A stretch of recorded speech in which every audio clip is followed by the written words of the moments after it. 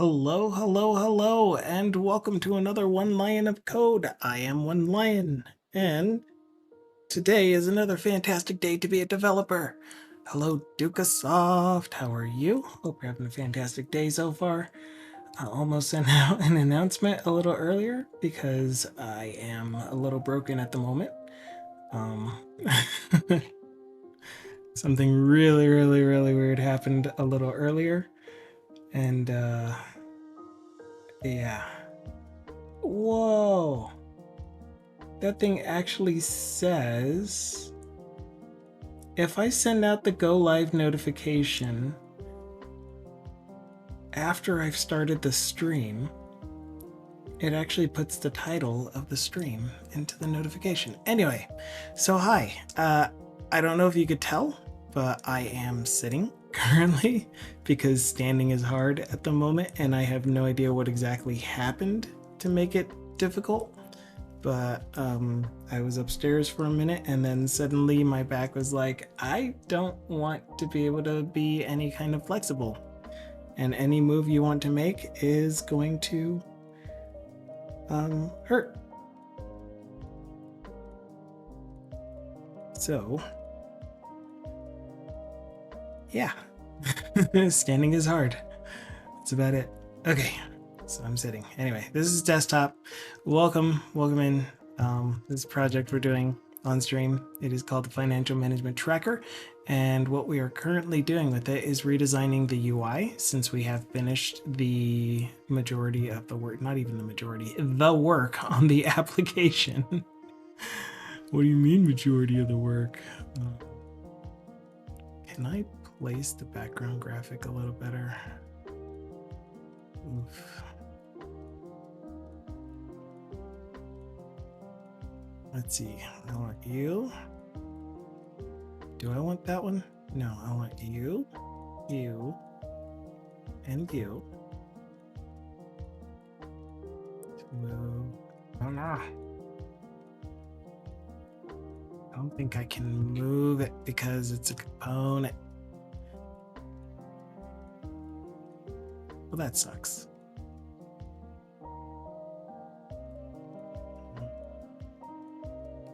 Oh, I know what to do. I'll take each of these individually and do this with it.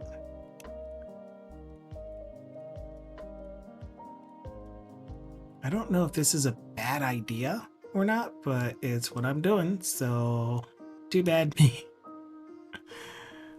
I think that breaks the gradient, so I think I need to also update the gradient on it so that I don't break the gradient.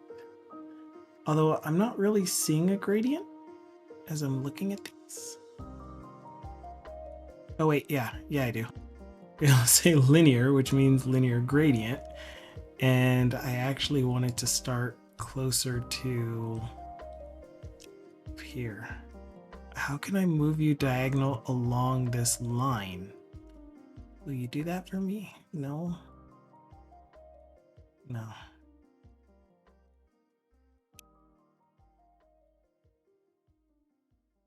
Okay, so essentially all that I'm wanting to do is make the gradient so that it actually shows. I mean, it's not a huge gradient in all of these. That was probably the easier way to do it. All right, I'm gonna undo the previous one that I just modified.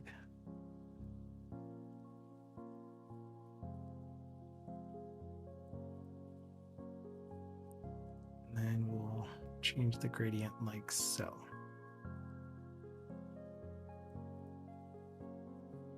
It's better.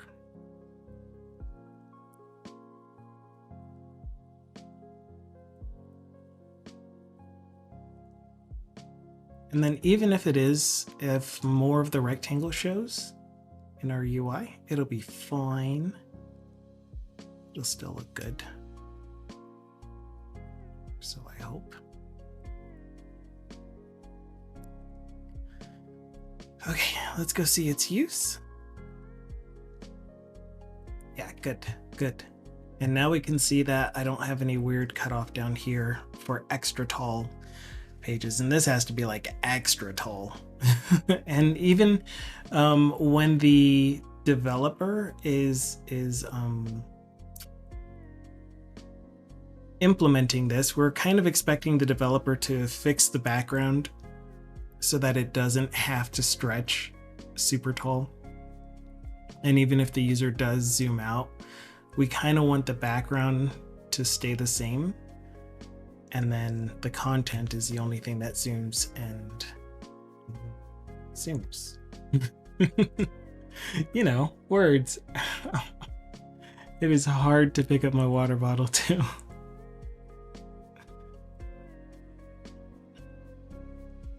I don't know if I'll be able to go the whole time.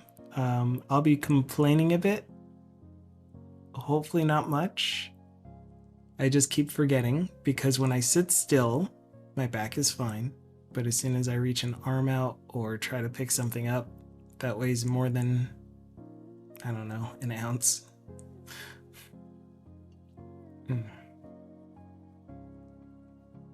Takes the wind out of me is what I'm trying to say. Ooh. Okay, so let's continue on. What we did on Monday was we selected 2 images, and I'm looking for a third image for this section here. And this section is like the here's a problem you might have, and here's how this application could be a solution for that problem. And then we also need to decide on what we're going to do as far as a background for each section. I like having this borderless look, but I want to split out the section from the hero. And then I also want to split it out from the next section, which will be another problem solution thing. And that problem solution is tracking your finances, like actually seeing, visualizing your finances is what I'm trying to say.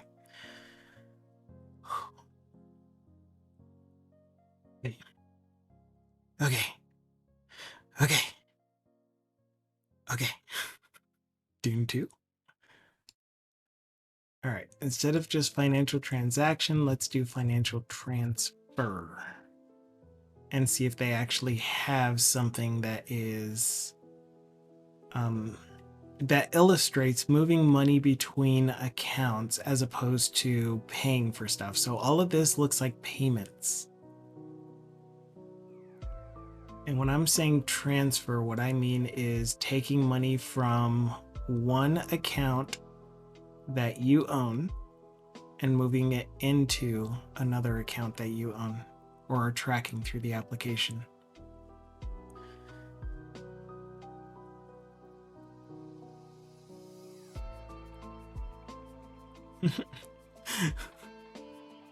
That is a very cool looking key you have there. What do you think they're for? Distracted. Oof. I have chat covered up. Cool. Good to go.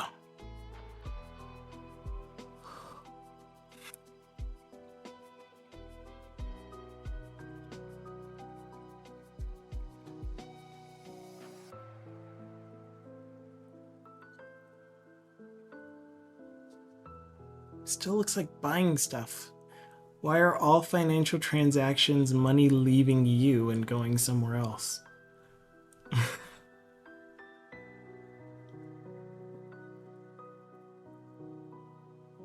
Like another image that might work for a transfer could be, well, like the thing that I was hoping to find was an illustration of like something representing an account on one side and then double arrows and then something else representing an account on the other side in a more different way. Hello, Cheeky Trooper. I'm sitting up. Look at me sit up straight. How are you on this fantastic Wednesday? on this hump day. Ow.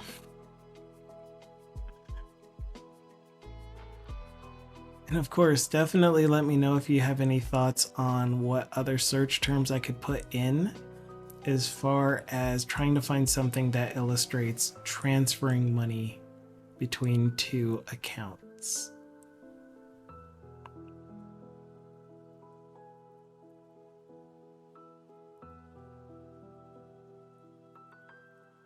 It's like this, I mean, again, this still reads payment to me. Hello, foolish Snubble.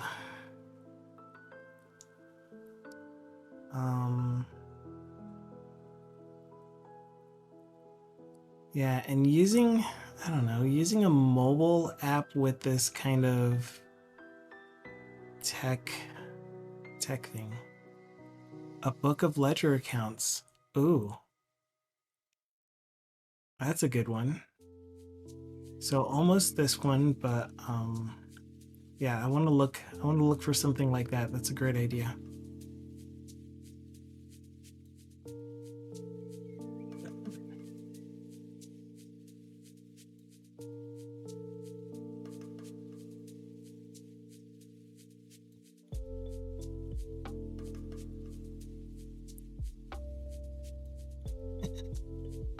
That's disgusting.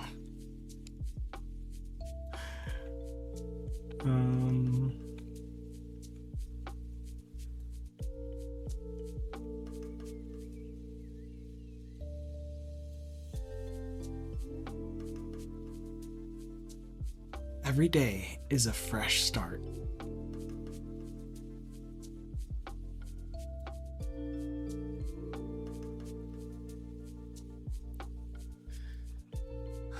Okay, what size do we have that we can work with? Is it an actual square? It's a rectangle that we've been using. And I do want to make these bigger. I'm trying to modify it there when it's actually up here.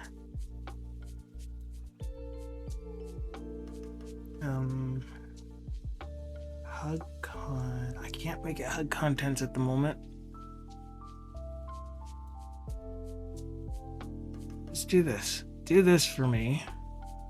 Make this auto. Oh. That way, when I resize the image inside of here, you will also resize the section. Perfect. Just like that. We just need to move you. And then I need to do that for these two as well. Oops. And I don't want these images to be like super different, obviously.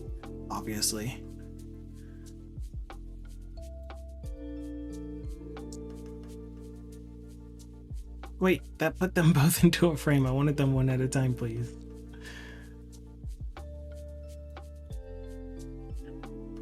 Auto.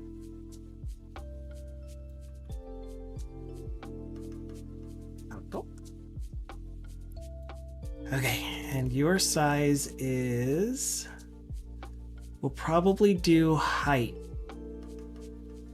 I guess it would be min of height versus width, whichever one of them ends up being the matched one.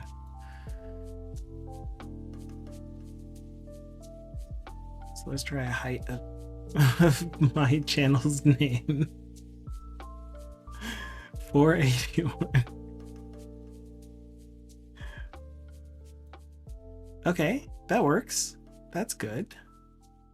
And finally, although we need to make this thingy fit it now. Cool. Okay, so we need something for transfer still, and I like that much better. Especially as we're looking at it in context.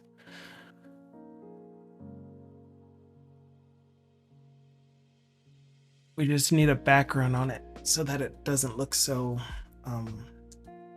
empty. It's weird because we want to use white space so that it doesn't look busy, but we do that by adding a background of a solid color onto this section.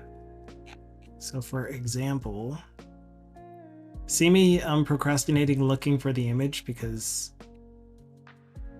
my current search terms aren't working and I'm waiting for inspiration to come to me. Like this is a good one. This is a good one here. I guess for those of you that do know stuff, but this one costs money. No, this one is free. For those of you that do know anything about bookkeeping and or accounting, do you know if a ledger is the appropriate place to track a transfer? I'm not the most familiar with financial terms as far as bookkeeping.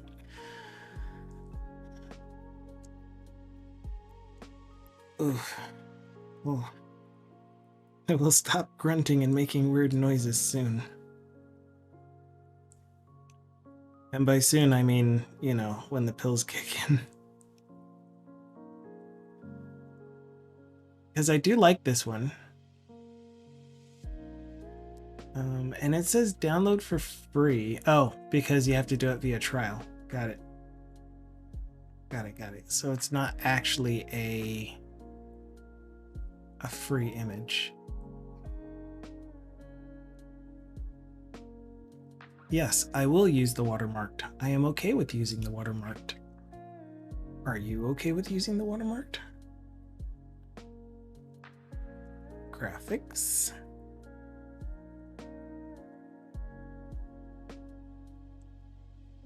Doesn't even need to be as big as the other ones either.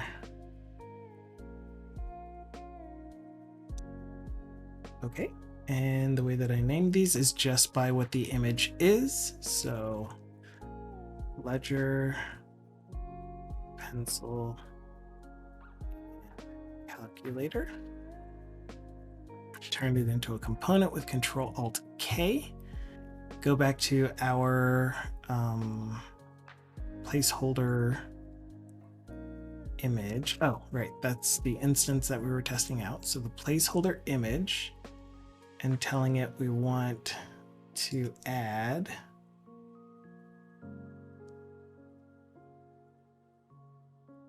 how did I do that?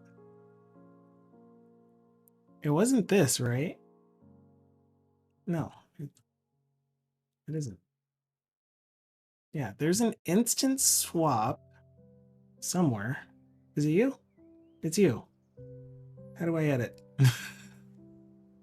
And to my preferred, I want to add this. Cool. Good. So when we go back to our usage of this component, which is right here, we're going to instant swap it for this one and make its height 481. Nice. Scoot you up a little. Dang it.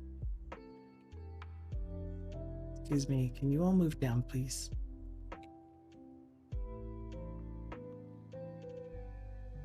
Thank you. You can move back up now. Okay, oops. You didn't see that. Nothing happened. Oh. Okay, and so that gives us some graphics that we can use in all of these sections that do look like things that I would want to have. They do kind of stick out because they don't really match the application's coloring, but that shouldn't be bad as soon as I put a background on this. So let's try a background color on our section here, which is not okay. Let's do it like this. We just got it to squish against all of those. We'll round this off to 1934, I guess.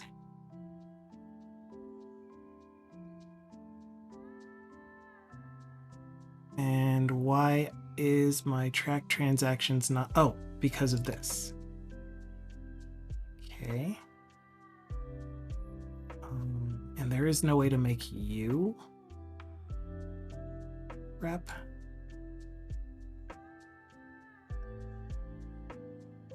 No, not the grid.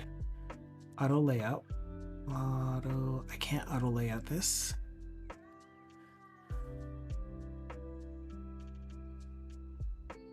How do I get this thing to...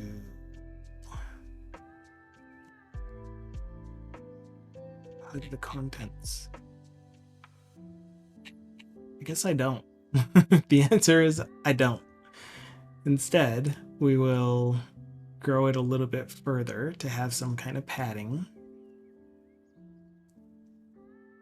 And set a fill. And we will choose... Did I already make a section background?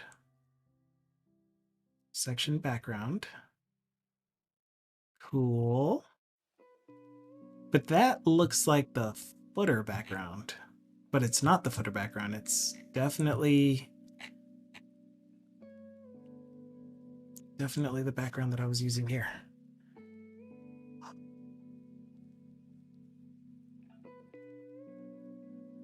Then I wonder if I should alternate the background color on these. Is that maybe what's weird? Hello, good VJ.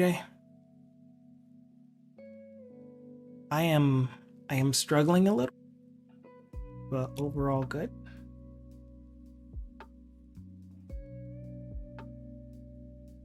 Why does that look further than it should be? You know what? Let's auto layout this. Make it easier on myself. Yeah, this would be much easier if we do it like this.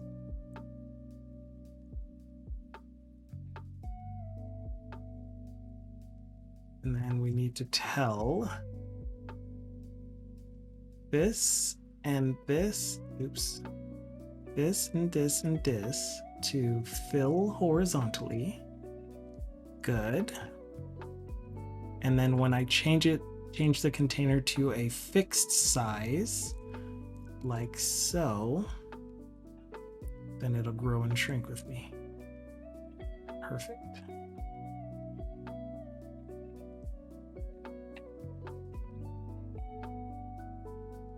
Perfect. Okay, then with that in mind, now I can add a padding to the top and bottom.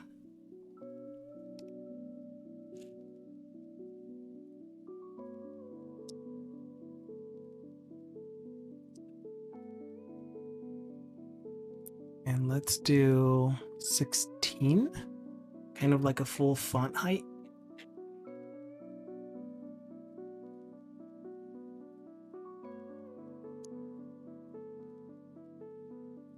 Yeah, we'll do it like that. We should be good. And what is this on the left and right? Excuse me, why aren't you hugging? I thought that I checked this and it was flush.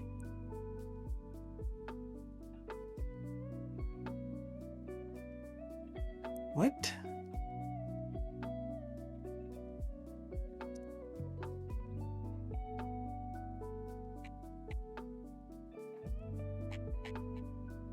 Oh, wait, no. What?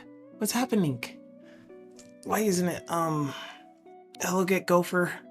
What am I doing? I am redesigning the UI for our stream application. Oh, I do need a padding left and right though. Wait, this is the padding for left and right.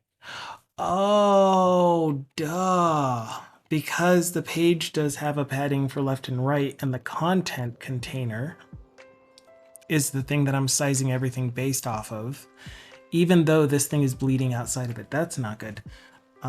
Excuse me. Can you, pretty please, constrain your left and right? Much better. Much better. but then that just looks weird because I want it to stretch the entire width. So crap.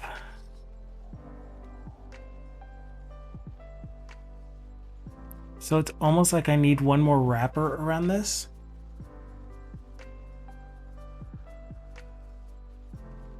But how am I gonna size everything appropriately? Like, I would need a min width, and I don't know how to do that in Figma. Not min width, max width. Actually, I want both.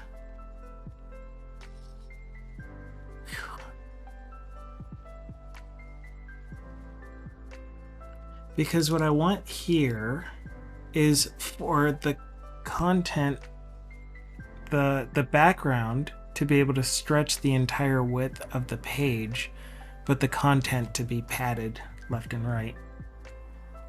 And that is why I left, I remember now. That's why I left the fill off of this here, and instead I will have a fill background over here. That's what it was. So yes, the original application, if you're interested in seeing it, you can probably still see it in chat, but is here. I have it on GitHub, is open source. It's currently a .NET 7 application that we will upgrade to .NET 8 once we do the redesign. But for the most part, we finished the core logic of the application and it works. It does what we want it to do, but it doesn't look great. And so what I was hoping to do is to learn more about doing design. That's my #1 goal. And then 2, have the UI just look better. So we came up with this basic design, and now we are fully ideating it, fully realizing it, fully turning it into a thing. I don't know what word you want to use.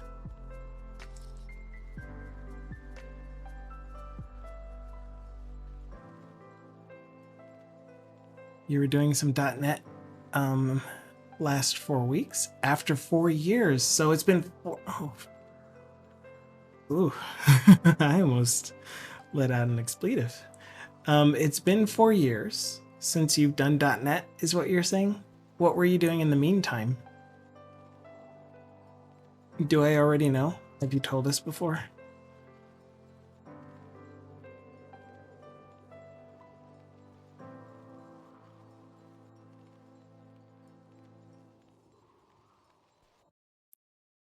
Oh. You went to Node and then Go. And are you enjoying writing in Node and or Go still? And you just felt like trying your hand at .NET again? Or did you start not liking it and that's why you're coming back to .NET? And of course, you are never obligated to continue talking. If you're busy doing other things, then just don't respond. But just interested is all.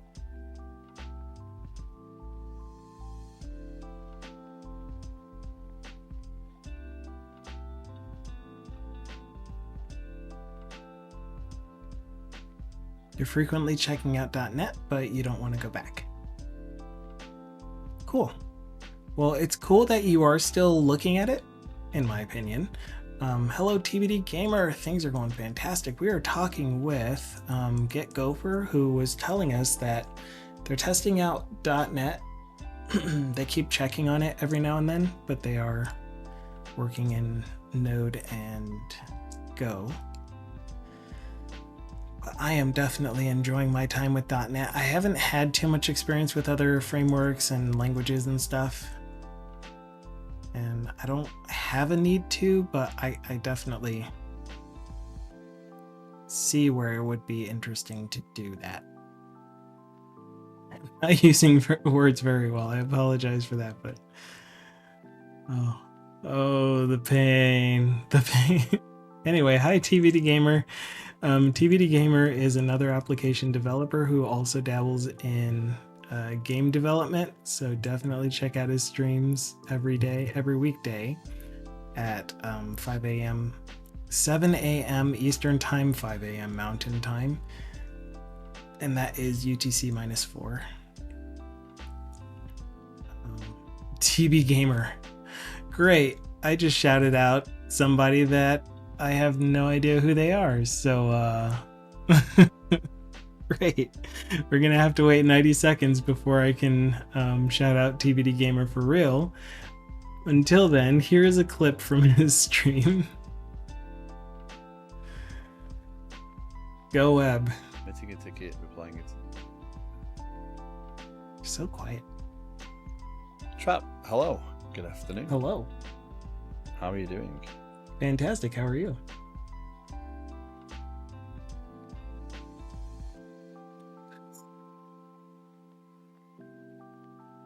Why is this a clip? Who clipped this? Probably Dukasoft.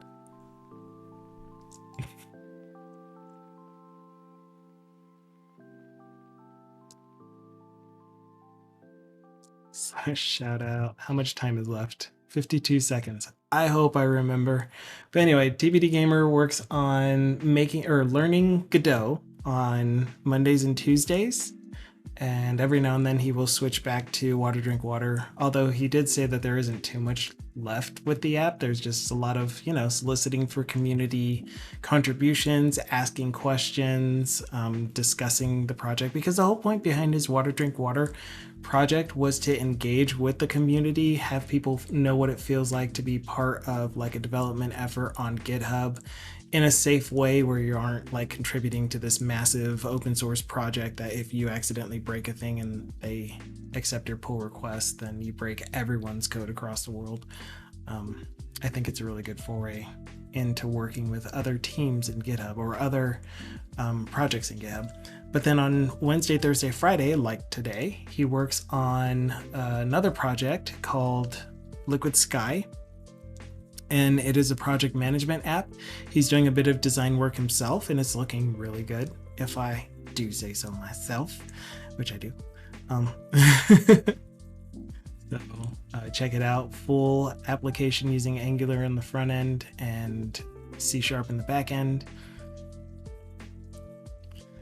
So there is a conversation going on with GoodVJ and Get Gopher. Thank you, Dukasoft. You're so amazing.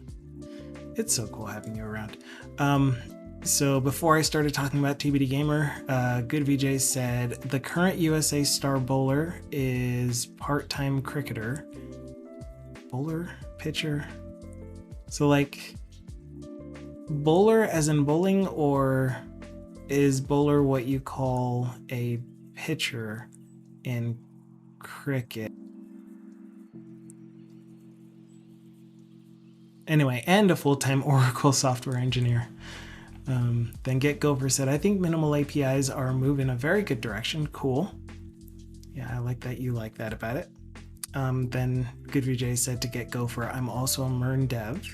And Get Gopher said, I checked out Blazor in .NET Core 6, but can't use it anyway. Doesn't meet the criteria. What criteria exactly? Then Get Gopher said, I'm not actually MERN, I'm Go and Postgres. I do some Angular and SvelteKit from time to time. And GoodVJ said, I did MySQL too, some Erlang and Redis also. And Get Gopher says, Erlang sounds exciting. GoodVJ says, the bowler is pitcher and cricket. Okay, cool. And there is a link to it. Is this just telling us all about the Men's World Cup? Cool. TBD says, I'm building a bigger application. I like to use tech like fast endpoints. Minimal APIs tend to get messy, and then people put tools on top and you end up with essentially controllers. So you aren't really getting away from just make an API controller with. And probably what I think the trend is getting away from controllers having very much logic, if any at all, and just forwarding whatever request they get to backend services.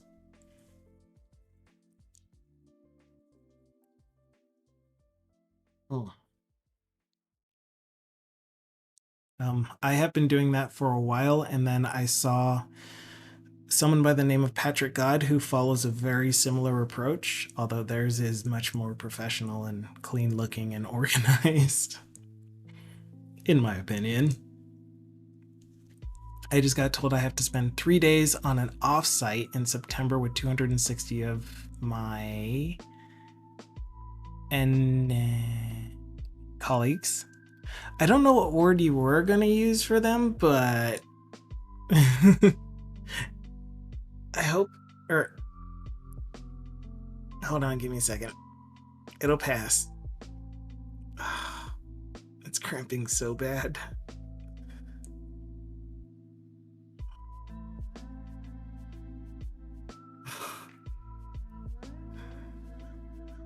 Oh dear. This is when using curse words, and it's actually been proven that making angry sounds and curse words releases endorphins and adrenaline and can help to relieve pain, do a little bit of pain relief. Oh geez. I'll breathe. I breathe now. It looks like you were going to say anemones, but I don't think that's how it's spelled. I think it's A-M-E-N. I mean A-N-E. Anyway, I can't right now. Moving on. Good VJs is talking cricket still. In the first 2 cricket matches of USA versus Canada and USA versus Pakistan, USA won both of them. It's same as Pac beating USA in baseball, which will never happen. Oh man. So I apologize, Good VJ, for not being super excited about that topic. I'm not really interested in sports all that much. But yes, if anyone does have anything to contribute to that conversation, please do.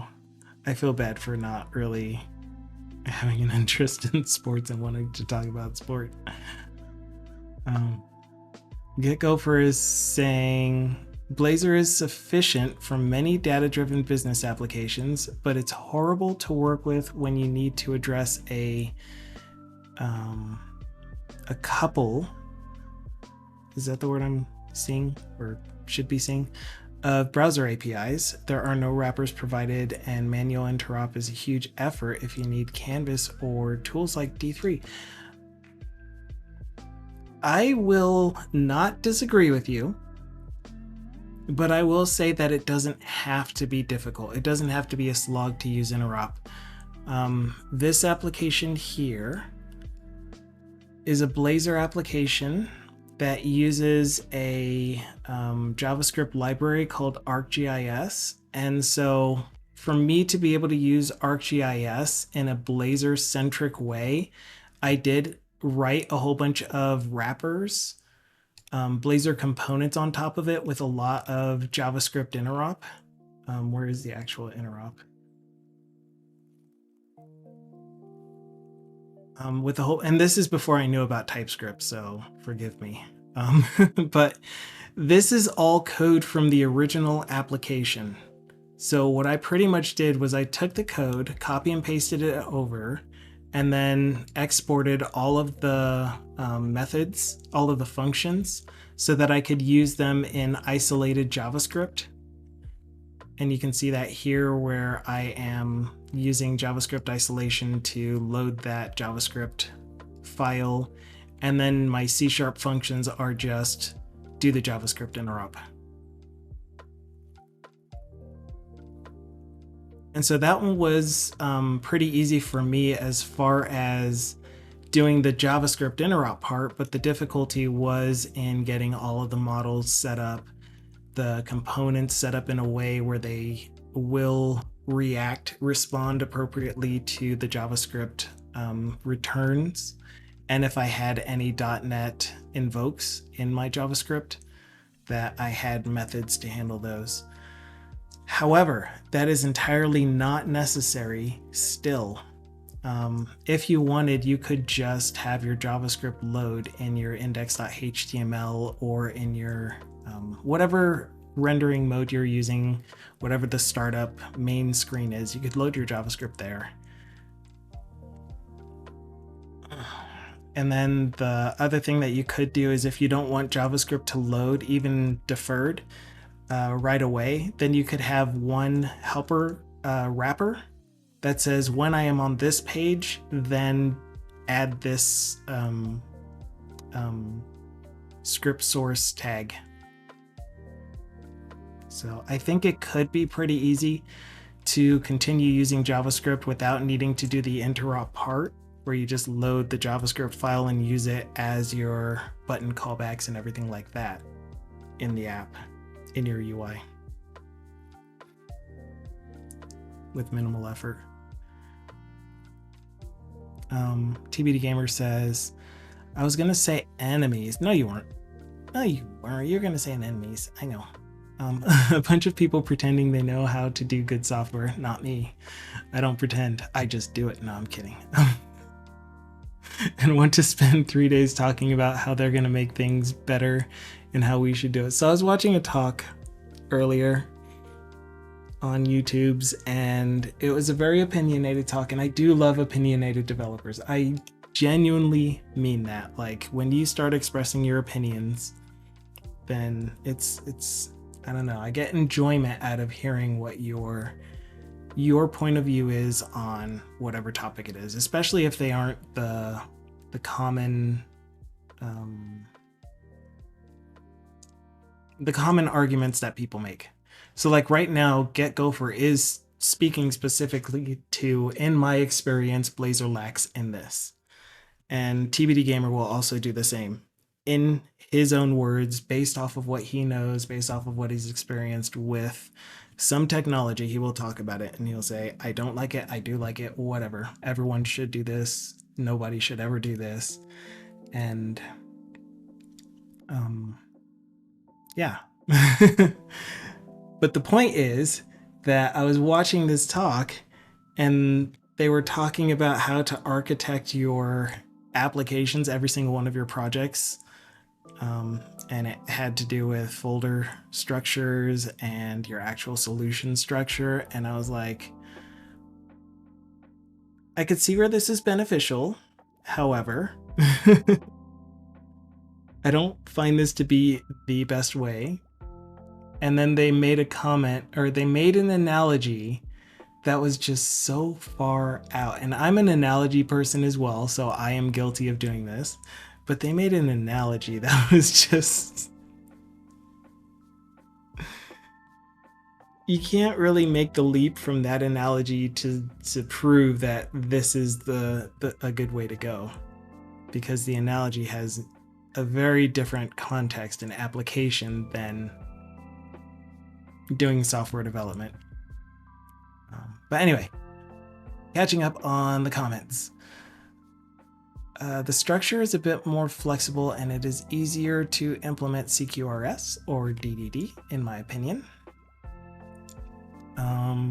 With regards to if I'm building, where was this? If I'm building a bigger application, I like to use tech like fast endpoints. Yeah, okay.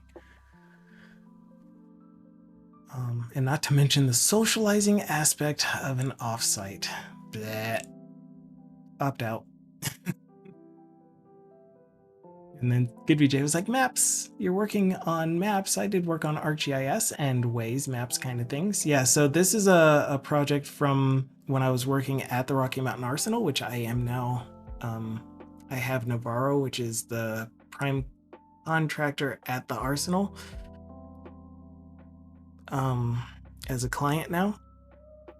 So I'm working on these apps again, and I know a lot more. Even though it's only been like 2 years, 3 years. I don't know how long it's been. It's been a short amount of time, but I have learned a lot more about it and I'm excited to work on the apps again. We will work on the apps, the actual Rocky Mountain Arsenal apps on stream as soon as I get through the UI redesign and we implement this UI redesign, and then I'll be happy with it. I'll start using it for myself, have it on GitHub still. You can use it. So at this point, I would just write it in TypeScript just for the sake of avoiding the setup. it's worth it to remove or to move to TypeScript. Yeah, I do use TypeScript now. That's the other thing. So like I said, this app that you were looking at is from 2018 was the initial, or maybe 2019. How long did it take me to do DDMS? Because I think I did this app after DDMS. Anyway, 2018 or 2019 is when I converted this app over from Java, from JSP, to MVC, and then from MVC to Blazor. And at that time, I really hadn't been using TypeScript very much at all. But now I do. As a JavaScript developer, says GoodBJ, I think that TypeScript is slightly slower than JavaScript because TypeScript codes converts to JavaScript, then on one side JavaScript integrates into browser and on the other side converts to C++.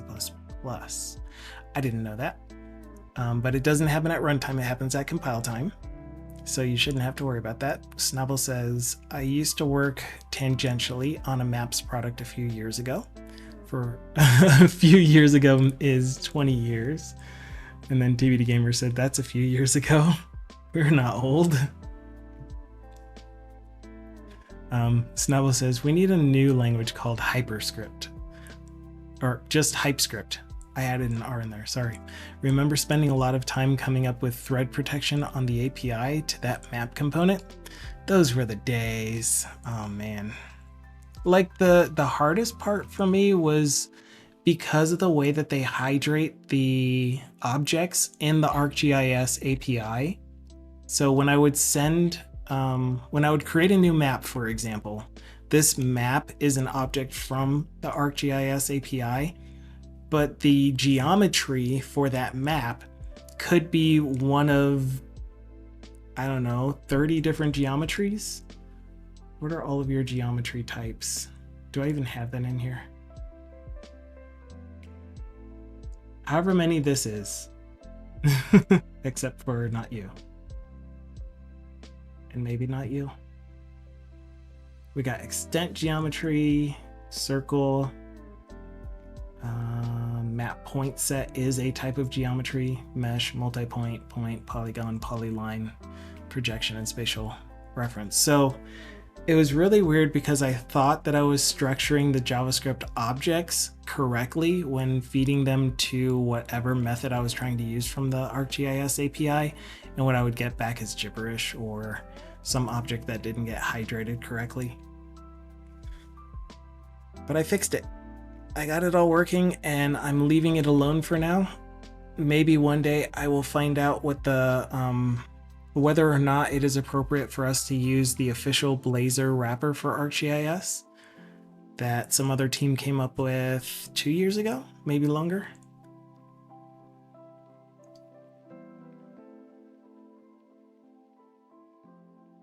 Okay, but yeah, as I mentioned, we're just doing some design work on the stream, but feel free to carry on the conversation.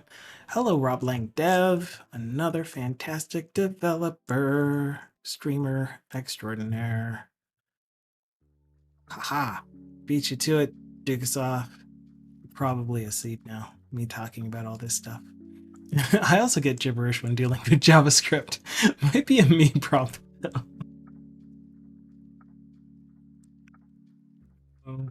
You were busy typing to me, not asleep. I am doing very in pain and struggling quite a bit. I almost canceled the stream with how much pain I'm in right now, but I want to get this done, you know?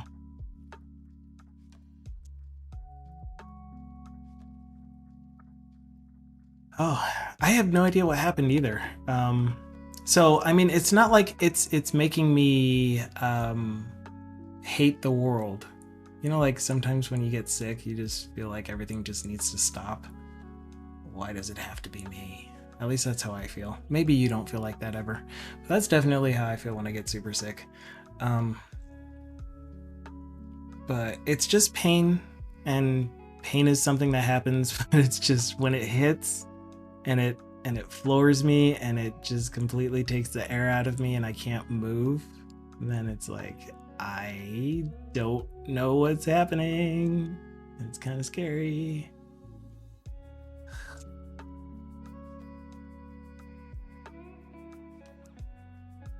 But I will try to keep my complaining to a minimum. Okay, so this probably isn't a good way to do this. I was about to say the best way, but I doubt I'd be able to even come up with the best way anyway.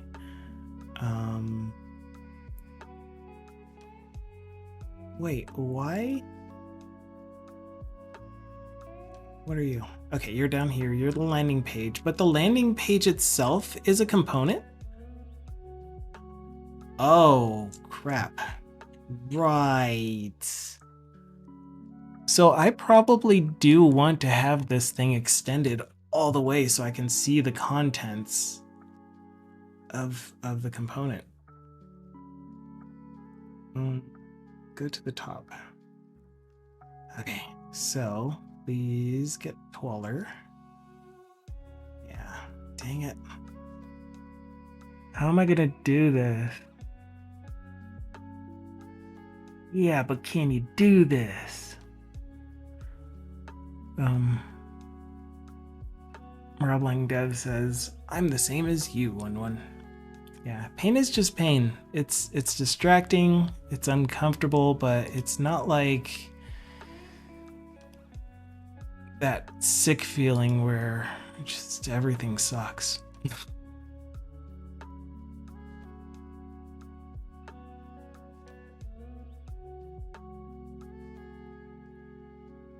Okay, all right.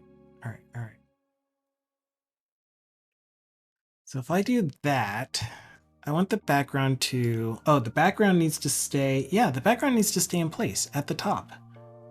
Why are you stretching? Because I have the background selected?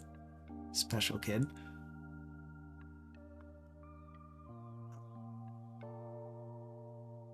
Poop. Background can't be stuck to the top only because I need the content or the actual thing to stick. But I don't want it to move when I do that. I'll fix it. I'll fix it.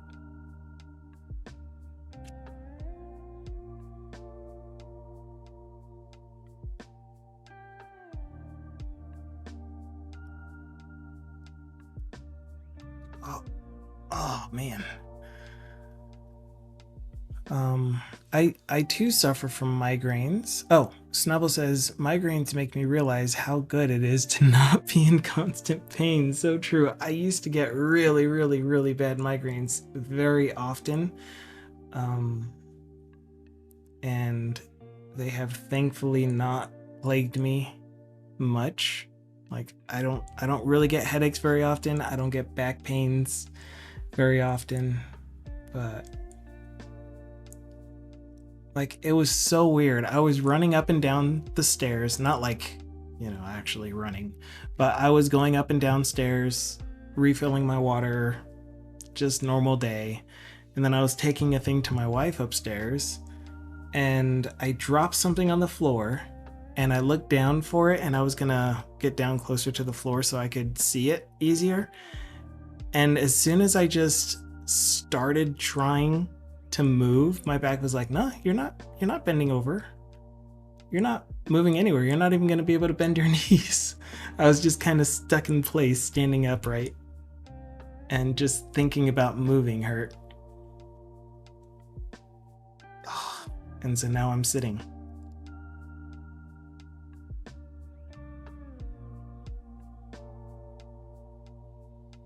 Man, but why?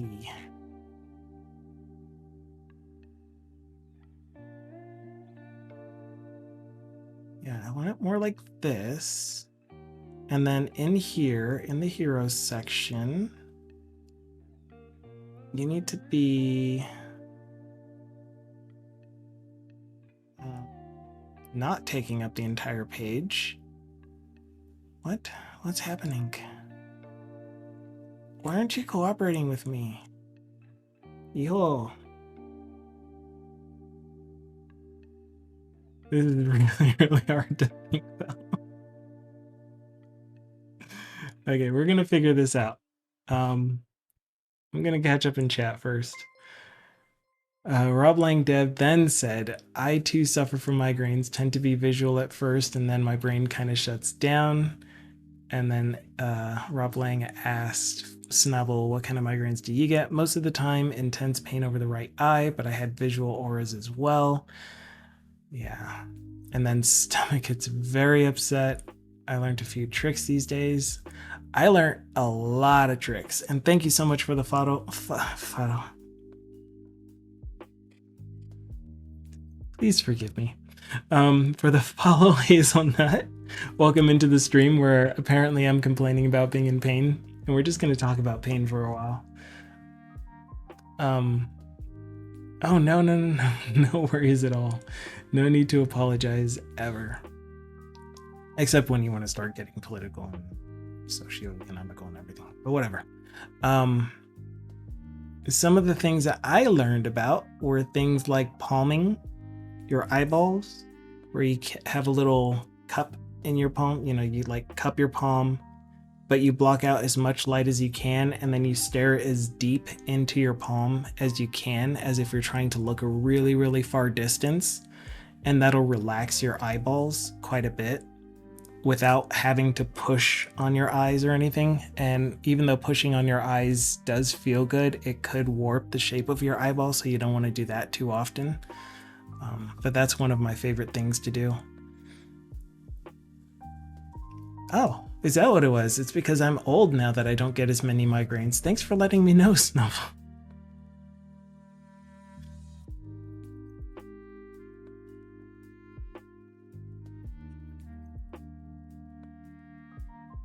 Yeah, can you spot them coming and avoid them? And mine were pretty quick onset, whatever it's called. They happened very, very fast, but I did used to get auras before the migraine came. I wasn't really able to do very much. Yeah, so there's palming, Magic Eye, which might have the opposite effect depending on how hard you try on them. But Magic Eye is also good at helping you use what's called soft gaze. So if you have a decently sized Magic Eye image.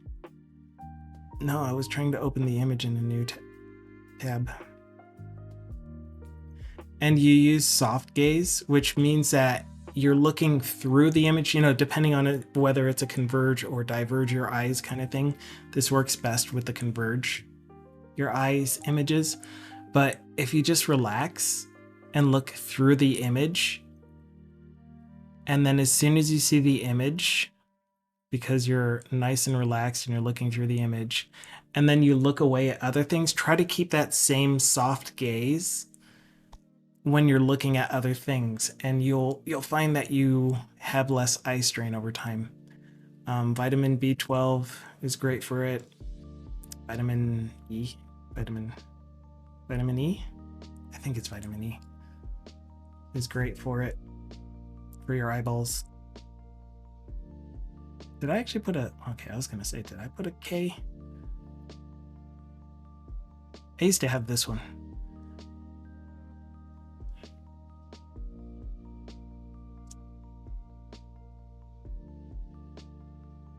Yeah. B12 is really good for most muscle issues because it helps to oxygenate it and get the blood flow going really well. And so your eyes, being muscles, also need that kind of love. And then just sending love to parts of your body.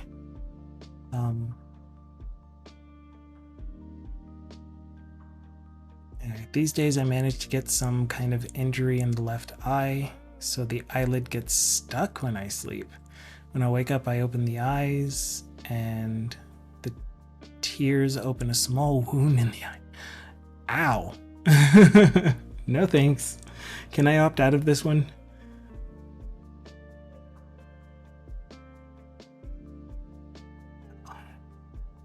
dear. Okay, so what am I doing wrong with this? A million things. So I'm gonna turn off auto layout for this thing so that I can position this how I want at the moment. Because right now it's and I also want to get rid of the light mode preview because it's throwing me off as well. What I really want is this here, which should be an instance of this, to be the actual thing that I have in here. So, excuse me. And I have all of these, please. Move out of the way. Okay. Then for this thingy here, like, why is the hero section being weird? Landing page contents goes here. So the hero section I've told, oh.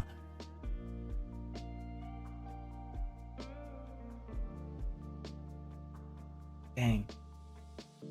That's why I told the hero section to grow and shrink with the size of its container.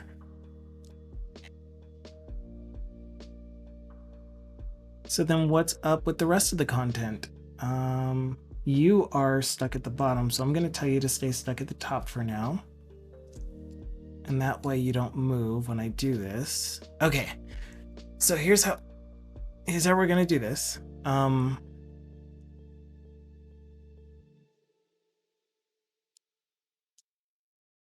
Move you into here. Man, I don't want that. No, I don't want that at all. I want it to be in my landing page contents. I want it to be part of this.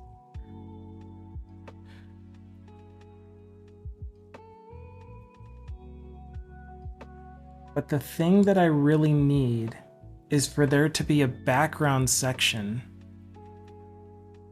that will grow and shrink with the width of this thing, which is what the whole landing page is for. That's the intent of the landing page component.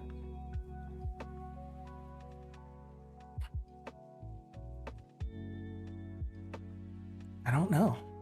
It's tough.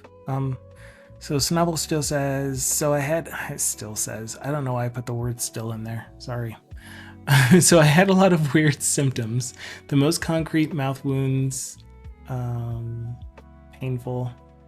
The most concrete being mouth wounds, painful, but also weird brain issues. My doctor suggested B12. Now all symptoms are gone. Yeah, I had a lot of, I'm going to say it this way. I had a lot of mental issues when I was younger. I was diagnosed with bipolar, whatever the word is. And just a whole bunch of stuff. I got older, so I got more boring, which I'm not angry at. Oh my goodness, I can't.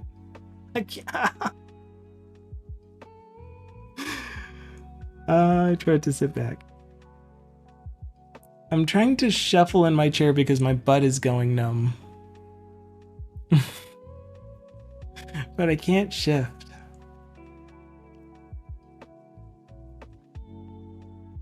Anyway, Dukasoft gave me a drink water earlier. I need to drink water. Here we go. Come on. Oh. I'm good. My ear keeps itching. I have I have a pillow and a donut under me. So pillow first and then a donut on top of the pillow so that my butt doesn't go numb and I was just sitting on it wrong.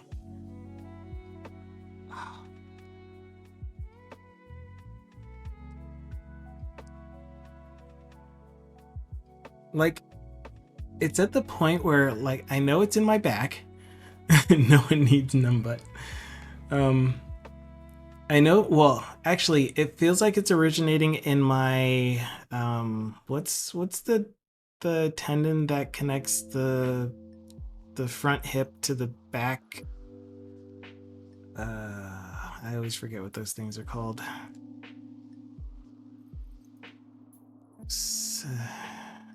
Sciatica. No, sciatica is the one that goes from the brain. No, it is in the back. I think you're right. You're absolutely right. It really does feel like it is this that is causing all of the pain, and I'm gonna do some stretches after this. But it's so weird because a lot of the resulting pain, like it's centered back here, but it's reaching around my ribs, or not my ribs, but my waist and in my lower intestinal area. Oof. But yes, I think it is the sciatica. My goodness.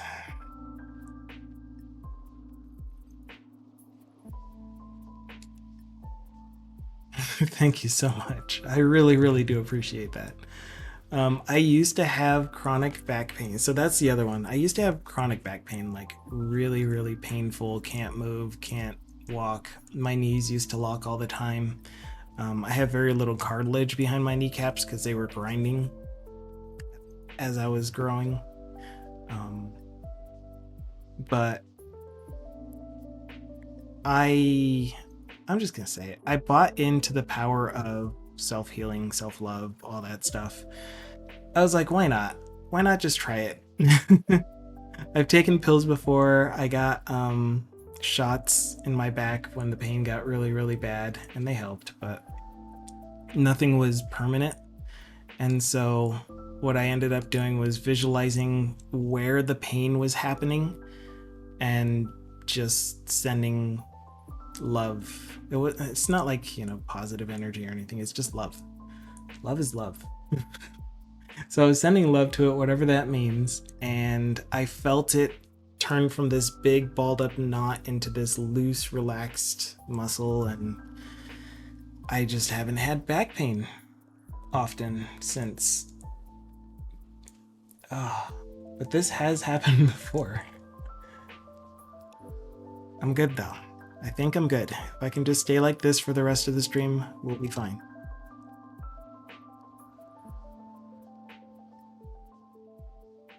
So moving on. Here's my content. I need to finish putting the landing page together, so I'm going to do that first before styling this and trying to figure out what to do with the background. If something works for you, then it's impossible to criticize. True. I mean, not impossible. You could still criticize it. But the thing is that no matter how you criticize it, it's going to be what happened to work for me, and it's not gonna, like, I can claim that every single one of you has the ability to heal yourself. Why aren't you allowing me to change this? Because I have to go to the original component. That every single one of you, if all you did was visualize that part of yourself that hurts and then send love to it, that it's going to be healed completely. And then you could be like, no, not a thing. Then I could argue that it's self-fulfilling prophecy, that it didn't work for you because you doubted. And that's how a lot of stuff gets started. Like, no, that's not what I want to do.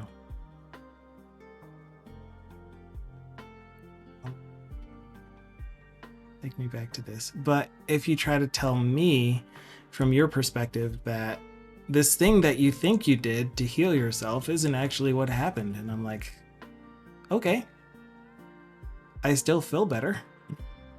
So all that I know is that I wasn't feeling good, and then I did this thing, and now I feel fine. No, it didn't work. Oh. Right. I don't want that to happen to the top thing. I just want you guys to stay top. Just stay top. That's all. Are we good now? Is everything good now? TBD says, last night I did the high-ranked karate class, was doing rolls. I got rolled over and didn't tuck my neck. No. So landed on top of my head. I had a stunning headache last night. Oh my gosh. Ooh. I learned how to fall in Taekwondo. A million years ago. Oh my goodness, why?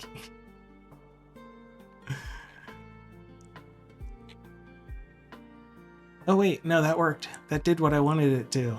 Oh, thank goodness. It's just you can't see the arrow here anymore because of the way that I have the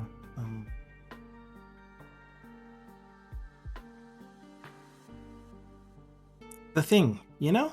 The thing. The gradient and stuff.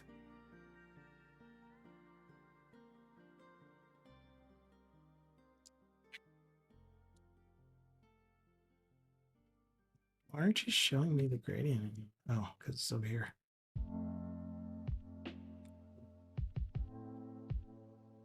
What is this? This is the instance of it. So I'm going to get rid of that too because I'm confusing myself. This is the landing page contents, and this is the landing page that I'm currently working on. Yeah, I think I need to do this in the parent component and main component. Rob Langdove said, I learned how to get kicked between the legs in Taekwondo in the mid-90s. I think we were maybe taking Taekwondo around the same time. Actually, no, that's a lie. Mine would have been 86 through 89, and then again, yeah, mid-90s.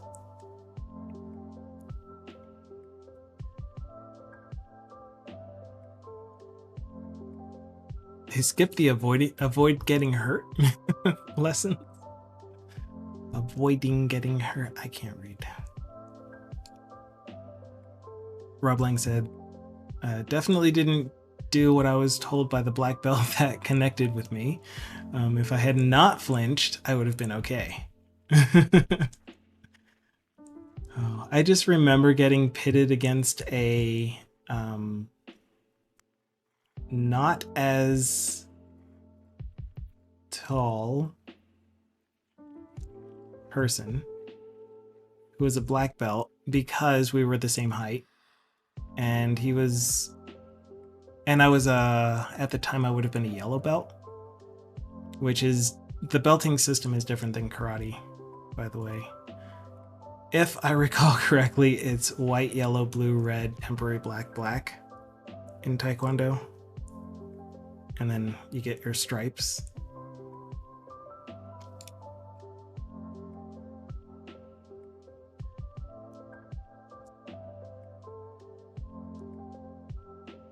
Full disclosure, I had a crush on the black belt.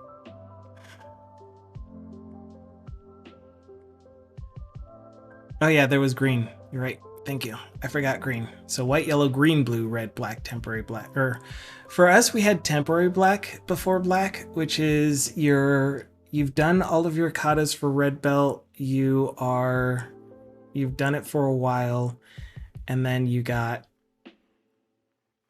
oh, I don't know why. But anyway, it was black with the red, or red with a black stripe on the belt. Is it still a thing? Am I making things up?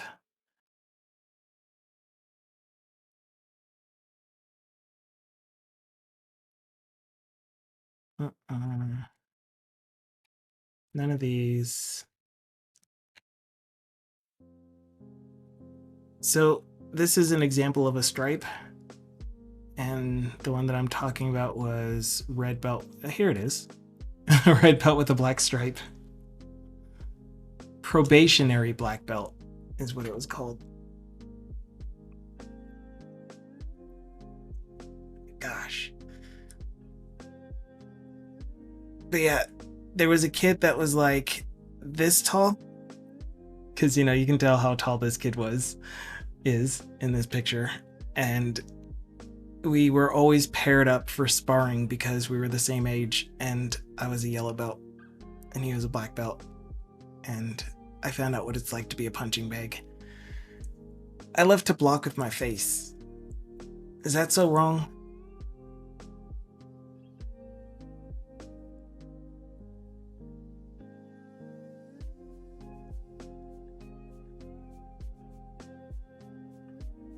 It was effective. Oh my gosh. It was effective.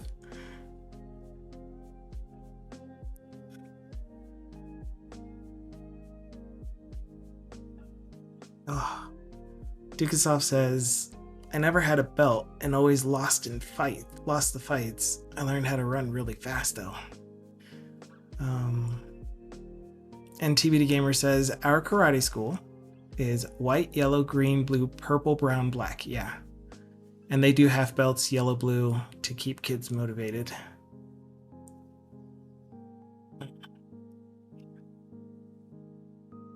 Oh, and I'm pretty sure we looked this up before, but I found my old sensei, and it's crazy because Taekwondo is Korean, but my sensei was Japanese. Well, I think he was both Japanese and Korean, and he did both Taekwondo and Aikido in the same school.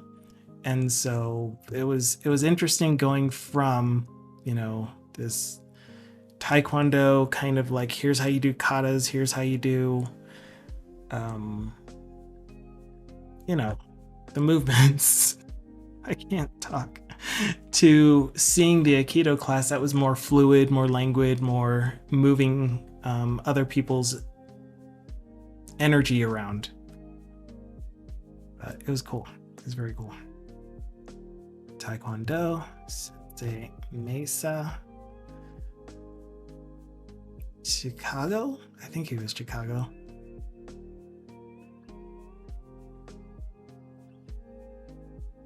But we looked him up before and I found pictures of my old sensei. I just don't remember.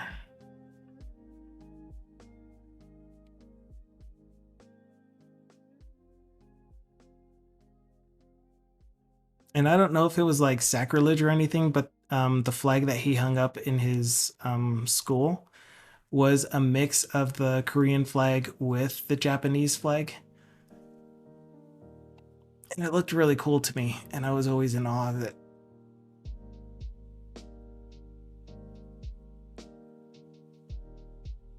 Oh my goodness. I don't have the kicking versatility to do Taekwondo.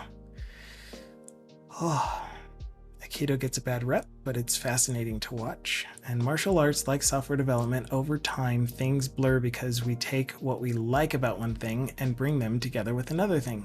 A la Jeet Kune Do, the way that Bruce Lee did it. I think it was Jeet Kune Do.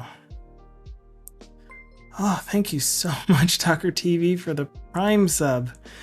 I apologize, I am not doing content. Like, normally we're chatting away anyway, but at least I'm not grunting most of the time during the chats. But yeah, we'll keep moving on. Okay, I should have fixed the picture. And I really, oh, that's what's going on. The flippin', this rectangle here. This rectangle should not be stretching the full height. That rectangle should be fixed height. And so what's happening is that the top dark gradient is going too far down and it's making the background way too dark. I see. And I keep forgetting where exactly the background is. Is it in this same... Yeah, I need to pay attention to where the background graphic component is. Be really nice. It's in graphics. Why would I put it in graphics? Because it's called the background graphic, obviously. I am going to tell you to not scale vertically, instead stay fixed at the top. And hopefully the gradient doesn't cut off and leave me a line when we see it down here. And it doesn't, it's nice and smooth. Oh, thank goodness. Anyway, that part's gonna get not cut up, covered up. Anyway, so it'll be fine. And what I would like to do with the content, why aren't you centered, dear sir or madam? That was weird. Okay, I would like to do it like this. This is the width of the landing page, and I would like for you to have a padding. So if we make you auto layout, we can't make it auto layout because it is a component, which is over here. So we can make you auto layout. Good. I still want you to be up here and stretched. And I want the contents to still fill parent. Perfect. Same thing with the header, please.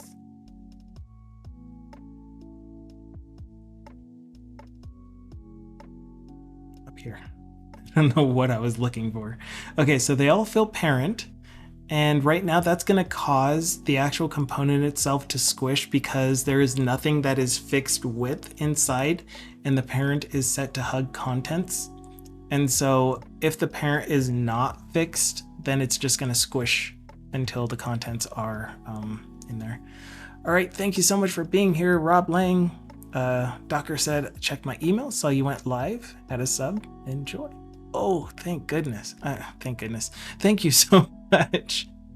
The thank goodness was that there was a pane that was about to start and then it just stopped suddenly. And so I was really happy about that.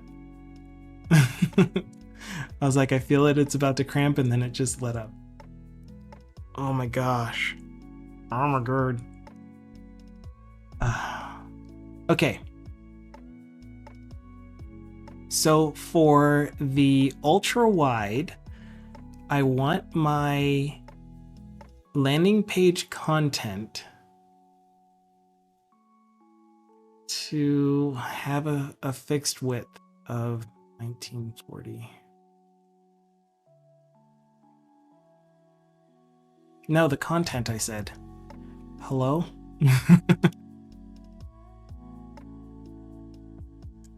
$19.40.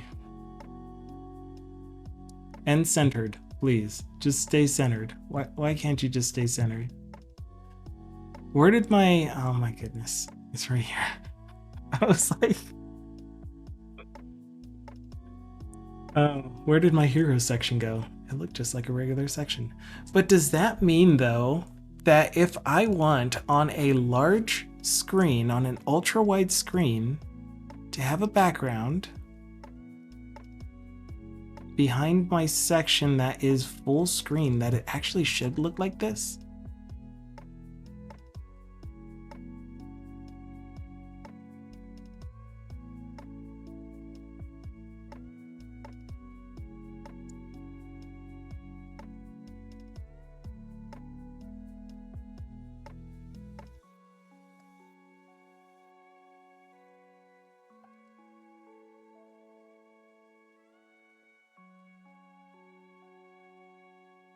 Because the whole point of this is to separate each section so that you know what is a specific section in the display. Where the hero section is up here. Then you have your first information section about what the app does. Yeah, I think so. So let's change the background color on this to our library color for sections. Default. And then our next section will be the taco. What section is this?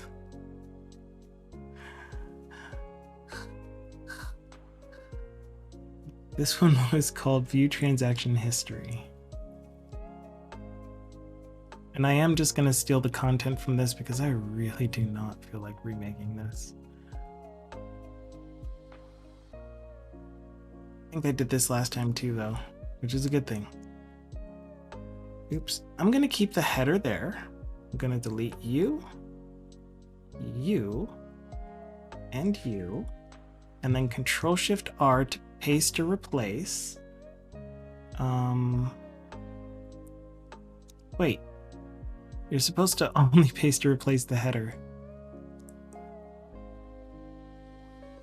Oh, detach. Detach instance, because I was supposed to be making this up here.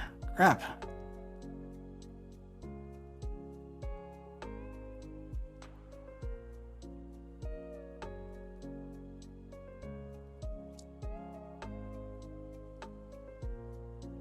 Okay, you hang out there. And we're gonna take this thingy here and duplicate it and detach you so that we can get rid of this and this and this and Control-Shift-R there. That's better. And then turn you into a component that was called the View Transaction History Section Content. I will call this section content. And then turn you into a component. Oh, and then we'll take this here and finally paste or replace you. Make sure that you are full width. Why doesn't it look like you're centering? Oh, duh. You're just supposed to be fill container. You do need some more space in between you though. Do you? Let's just see what it looks like. Yeah, that looks bad. Oh, wait. Why did you shift? Shifty, aren't we?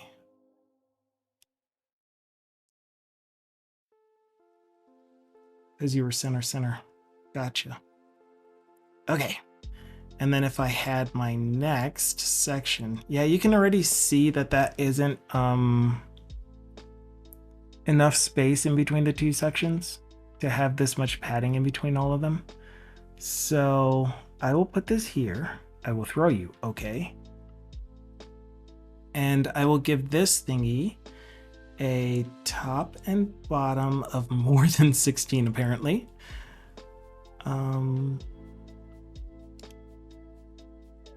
Yeah, so both of you, oops. I always use control for that because when I hold shift, I see other things that I don't want to select and whatever. Let's do 32. That works for me. Okay. And then we take this rectangle, duplicate, E to extrude, W to move, Z to bind to the X axis. I don't know. There were a whole bunch of Blender tutorials that just had a whole bunch of E to extrude, and W to move, I think it was. E to extrude, S to scale. I don't remember. But you just do that a lot when you're making faces. Okay, and then you get a background color of the alternate section, which we'll be able to change these because those are all variables. Goodness, sorry.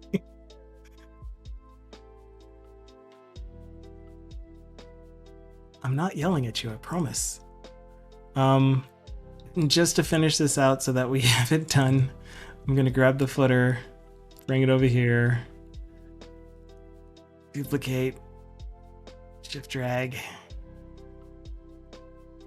Delete. Paste to replace. Oh, I don't know why I did that. Oh, whatever. And we're just gonna call you footer section. And we're gonna put you inside of here as well. Nope, not inside of there. Inside of here.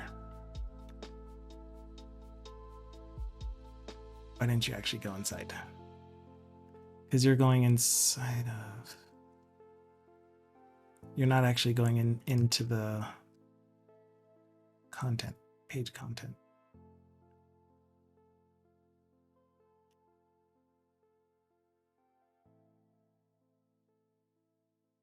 Landing page contents, please. Thank you. And it goes to the bottom. Thank you. Okay, the thing that I need to get rid of from the footer is this background. Give me the background. Give me the background. Because I'm gonna put the background here. Okay, DVD, thank you so much for being here. I'm gonna keep apologizing for the state that I'm in. I hope it's not super duper annoying and frustrating, because it's really annoying me. Oh.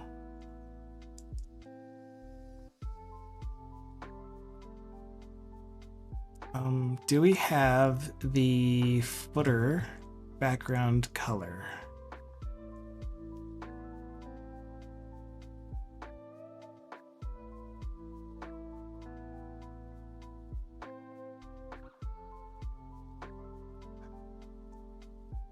Footer.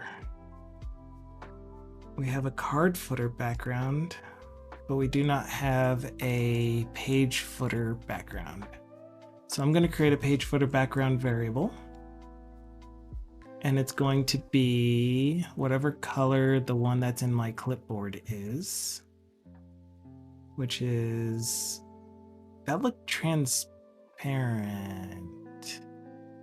It has a transparency on it. Why aren't you saying you have a transparency on you? It's 100% opaque. And yet, when I move it over things, it looks transparent. Oh, pass-through is 69%. I have a pass-through on it. I wonder if I want to keep that. Anyway, point is the color itself is going to be 03060A.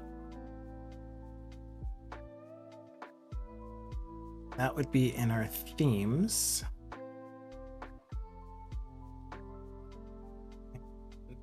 It would probably be a section color. So footer background. And for light mode, oh, right. We'll pick some off-white color for light mode from our library. Like white smoke. Wait, is that from the RMA library? No, that's our local colors. Cool. I'm good with that. All right, so 03060A, we don't have a color for yet. And that color would be where? Are you guys only from RMA library? Oh, okay.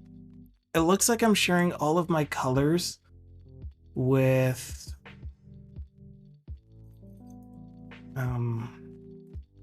my actual work product because I didn't want to redo them because lazy.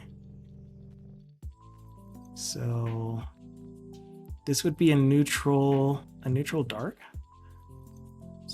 Yeah, a neutral dark named color. And I don't have it as one of these.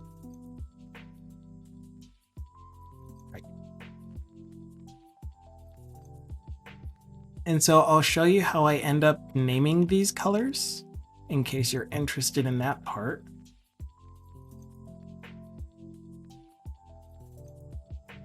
And then let me actually set the color real quick. So variables, neutral darks, named, create, color, this one. Okay, so if I want to come up with a name for this, what I've been doing is going to this website here that I will tell you, or I'll paste into chat. And we'll head there now.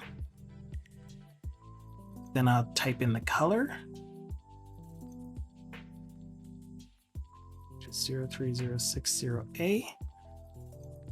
And this site, the reason I like this site is because it gives me the color name from different brands, as well as color providers. I don't know what else to call them. So if you scroll down far enough, you will see that in Delta E, it's called, oh no, not Delta E. In British Standard 4800, the closest color match is black at a 98% similarity rating. So definitely not just going to call it black. Jet Black is one from RAL Classic. Of course, I like that name to use. But that is 0E0E10, which is kind of close, I guess. It says it's 98% similar. So pretty much I'm just finding the color that, the name of the color that sounds the coolest. Yeah. Subjectively, I mean objectively the coolest, and also has a pretty close color match rating. And so Jet Black looks like it's the winner. So I'm going to call this color Jet Black.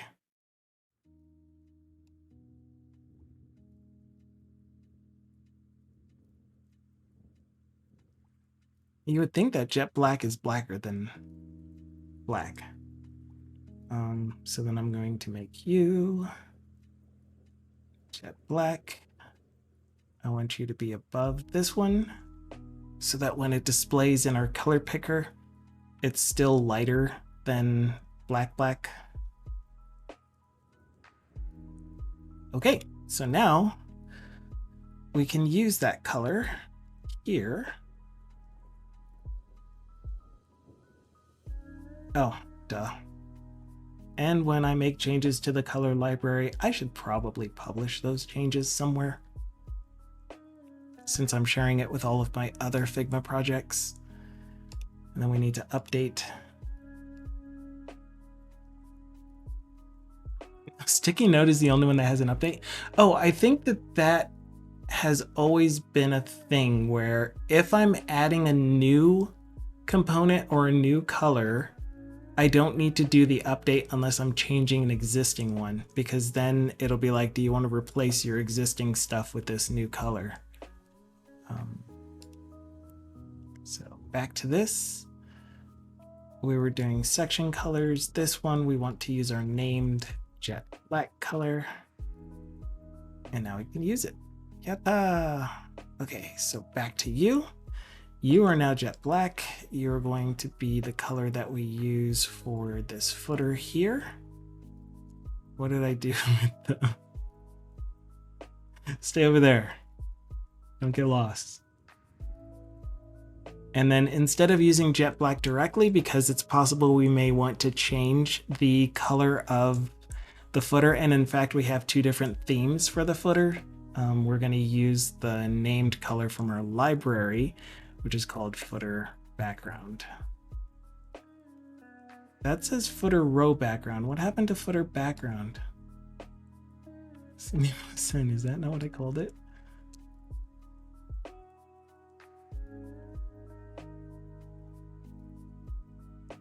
Oh, cool. Okay, better.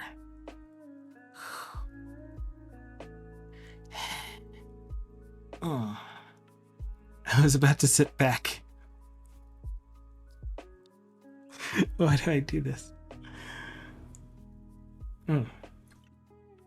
Okay, so our ultra wide is done. This is what the app is going to look like on ultra wide. The end. Thank you for your time. Glad you were here.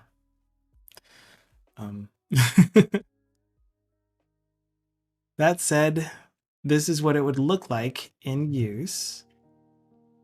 You there? You.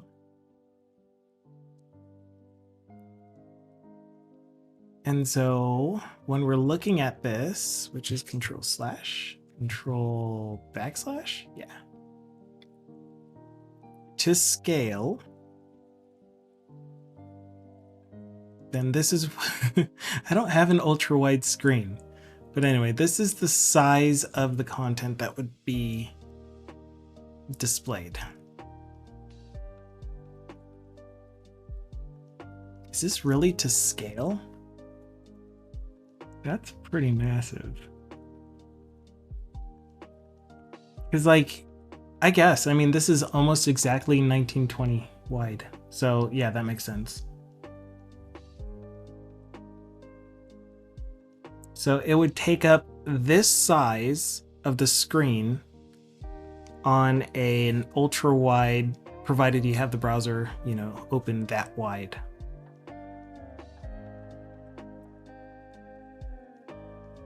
Okay, good. Oh, we need pictures for that. Dang it. I'm kind of, now that I'm seeing this, since this is view your transaction history, I'm kind of liking this ledger picture for that instead, which means that I'm still stuck at needing an image for transfers. But at the same time, I think I intended for this to be actual application screenshots, right? Have you only ever been placeholder images?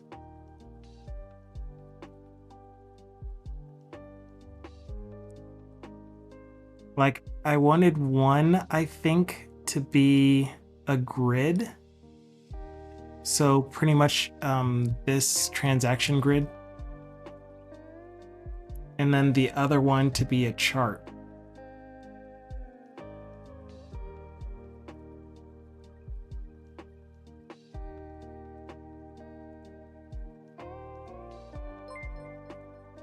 Thank you so much for the follow. Gambir Sharma. Oh my gosh. I can't talk right now. I'm sorry. No. Oh, goodness. I can do this. Look, I can do this. So anyway, we have an easy way here, not here, here, to see what the app would look like in a dark mode screen, on a dark mode screen, versus what it would look like on a light mode. I keep saying screen. When you choose the theme light mode, yeah, what is this? Then it's going to be easier for us to pick the right colors and everything for it. My text in here is not set to an application text color, but it is application primary text. Why didn't my text color update?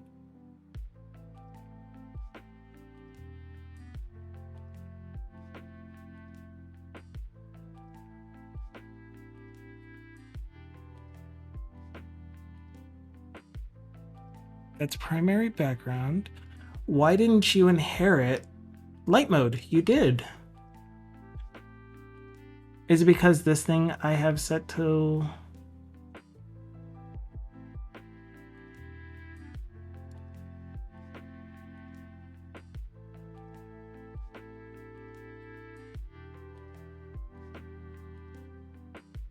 Your dark mode currently.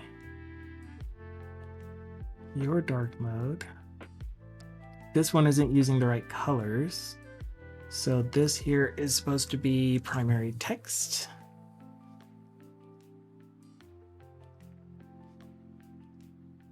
This here is supposed to be...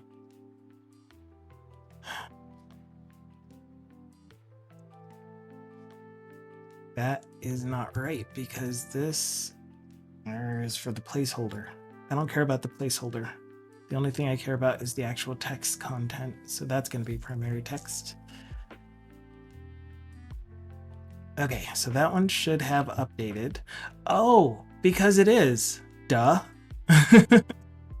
It's just that the text here is on a dark background, and the dark background happens to match the same color as the primary text.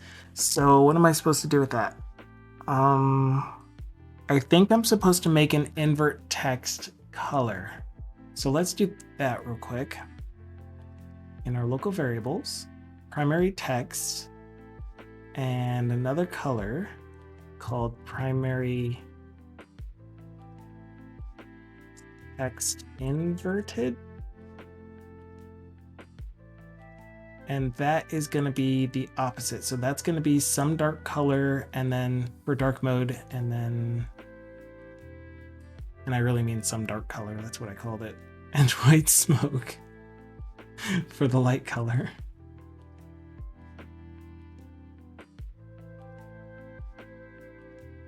Okay. And then for this usage of it, so this is going to be an override because I don't want to put it in the landing page content since I'm not tracking what background is going to be put on each section. Instead, I'm leaving that up to the layout to do. I will make it so that the usage of it here will override it to use. Oh no, you're using the RMA colors. Primary text invert.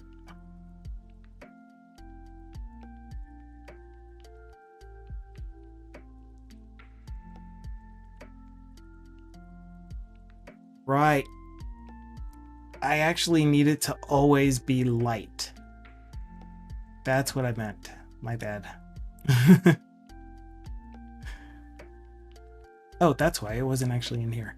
This is supposed to be light text. So this is like forcing it to be a light text color, and I'm going to duplicate it and forcing this to be a dark text color so that whenever we need to use it on a light background, we force it to dark color no matter what. And then when we want it to be a dark background, we force it to a light color no matter what.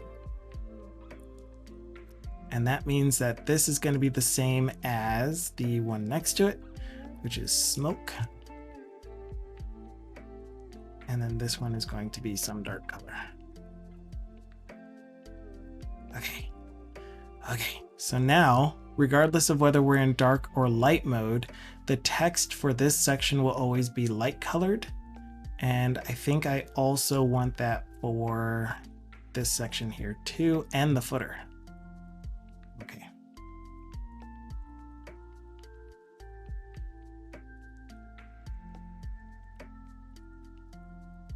And then for example, the text here would be dark text because it will always be on a light background.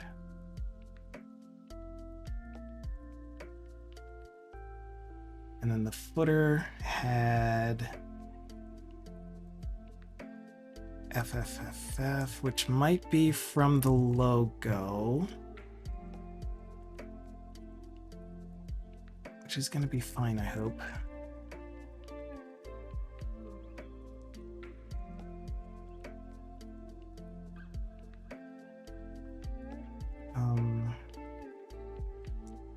Right, and this is actually a style that came in with it. So instead of using variables when I was doing this original redesign, I ended up making everything a style. Didn't I? Why is this a style if I wasn't ending up using a style? Anyway, I think I ended up using styles. And hello, Matt. But yeah, now we've shifted to using variables because of the ability to change color modes in those variables. Yeah, so this is all part of the logo, and I don't want to change those colors, set those colors as variables at the moment. Instead, the only ones that I really want to make sure did get set were these, and they did get set to application light. And then this, I want to turn into a color variable called muted. Actually, I want to use muted.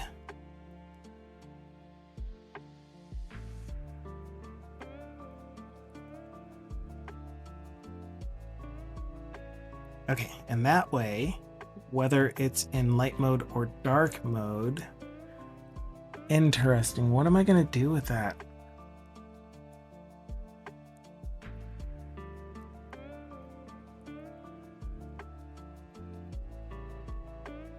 Because I told my variables to make the background of the footer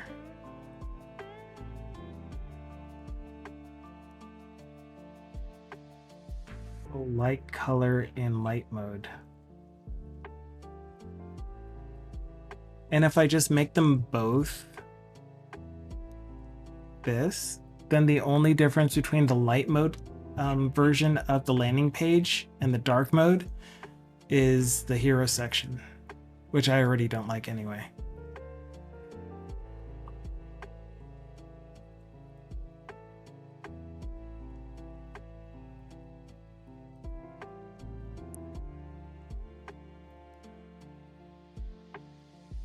Yeah, and it's still so weird because it feels like this is moving.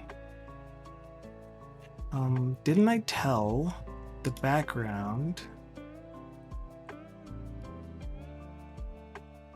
to stay put and to fix the top? Stay.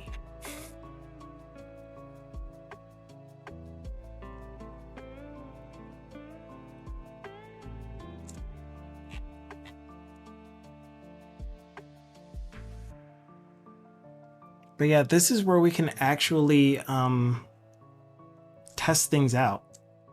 So now that we can see the light mode and the dark mode side by side, we can choose the right colors for both of them.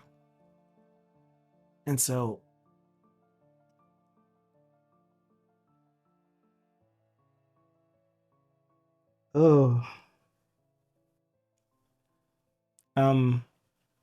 so I think we're gonna save that for next time. I'm gonna do the same thing down here that I did with the image on the hero section, which again, the picture for the hero section is intended to be a screenshot of the application. And so what I did for it is I'm using the actual component that we will be doing for the page itself.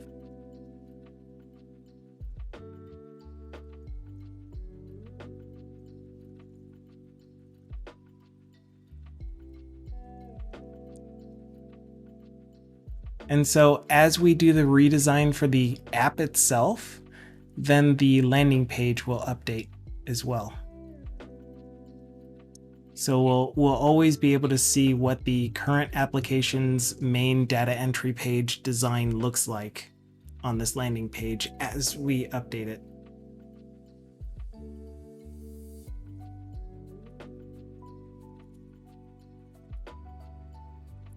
You know? Okay, but I think I am going to call it here for now. Oh dear. Oh my. And I apologize, but I'm really not in the mood for raiding out currently. I know it doesn't take very much effort to just raid someone, but I don't know what I need to do at the moment, and pills haven't done anything for me, so I'm gonna figure something else out. Ow. But I will be back again on Friday, and Fridays on our channel are community days, and on community day I invite any of you people from the community, all of you who are here now, those of you from the future, to hop into the stream, into our Discord. Fridays! hop into our Discord, and I will have a voice channel open that you can join if you so choose. You don't have to join the voice channel in order to participate in Community Day, but if you would like to use your voice to have conversations about current tech, about whatever, nice, Dukas. Whatever topics are relevant to this channel, feel free to bring them up on Community Day, and we will talk about them. We'll have fun discussing them and giving our opinions about them. Last Friday, TBD was on here having a discussion with us about a lot of stuff. I've already forgotten because I can't do memory right now either. But it was a great discussion. That's what I remember from it. And yeah, it was good times. So if you don't feel like joining the voice channel, you can still participate in Community Day just by showing up and chatting, kind of like you did today. But I will be purely focused on chat instead of trying to get anything done on the stream. Yeah, that's it. So until then, I will post the VOD. I kind of don't want to post the VOD for this to YouTube, but I did do stuff in the design, so kind of should. Yeah, I'll post the VOD to this to YouTube at some point in time. Probably not immediately after the stream because I just how am I gonna get anything else done today? I still have 3 hours of work day that I want to do. Yeah, there's that. That's it for now. Is there a third thing that I usually do? YouTube, Discord. Shout out to all the amazing people that were here. I'll be lurking on people's streams, although I probably don't. I have a wireless keyboard, so I'll probably be programming while laying on the floor. Yeah, that's it for now. I will do my best, Dukasoft. I'm gonna do some mindfulness practice. Ciao for now. Oh, one other thing. If you're ever on Bardeki's stream, encourage him to do longer waves. I mean, come on. It's just etiquette. You need to wave for at least 5 minutes as you're saying your goodbyes. If you're gonna wave at all. Shout out to Bardeki. I was on his stream earlier today. It was fun times. Okay, that's it. Ciao for now.